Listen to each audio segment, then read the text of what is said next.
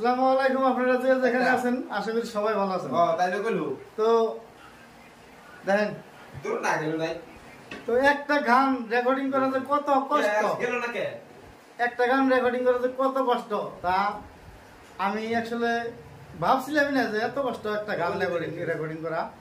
তো যখন আমি একটা গান রেকর্ডিং করবার আইলাম তখন আমি গান একটা রেকর্ডিং করবার দেখলাম, ভাবলাম যে কত কষ্ট একটা গান বানানি বা একটা গান রেকর্ডিং করা। কমসে কম একটা গানের মধ্যে 44টা কাটিং মারছে, 44টা কাটিং, এক দুইটা না, 44টা কাটিং মারে একটা গান হয়েছে। তো তারপর আমি ভাবলাম যে এত কষ্ট, রাত ভরা, রাতে যখন বর্তমান কয়টা বাজে, রাত 12টা, বর্তমান রাত 12টা মতো যাই রয়েছি। তার মানে হচ্ছে মেহনত না করলে তো তোমরা দিবা না।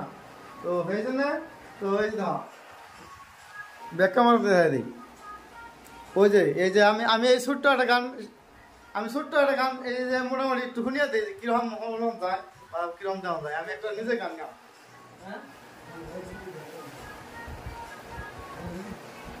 স্যাম্পল শুনিয়ে দিই গান। একটা গান রেকর্ডিং করার কত কষ্ট আমি একটু মেহনত দিয়ে দিই। ইউটিউব চ্যানেল খুললাম কে হালের গরু দুইটা বেচলাম কে, বউঝাটা দিয়ে মারে 3 বেলা, বউঝাটা দিয়ে মারে 3 বেলা। ইউটিউব চ্যানেল খুললাম কে দুইটা বেচলাম কে, বউঝাটা দিয়ে মারে 3 বেলা, বউঝাটা দিয়ে মারে 3 বেলা। মানুষের চ্যানেলে কোটি কোটি ভিউ, আমার চ্যানেলে নেই কিছু দাদা, কারণ আমি বুঝলাম না, দাদা কারণ আমি বুঝলাম না। মানুষের গলার ছায়ায় আমার গলা, মানুষের গলার ছায়ায় আমার গলা, হ্যাপি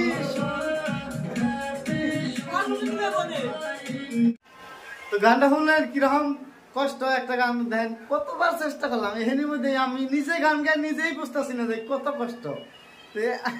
অ্যাকচুয়ালি একটা গান বানানিও কষ্ট, গাওয়াও কষ্ট, বহুত কষ্ট। দেখেন গলা ছিঁড়া জায়গা তাও গান বাইরে না। তো তারপর ওই যে রেকর্ডিং শুনাইলাম, আমি নিজে রেকর্ডিং করে গান কইয়া তখন নিজেই বুঝতেছি না যে কি কইছিলাম। তো দেখতে থাকেন এরকম আরো দেখেই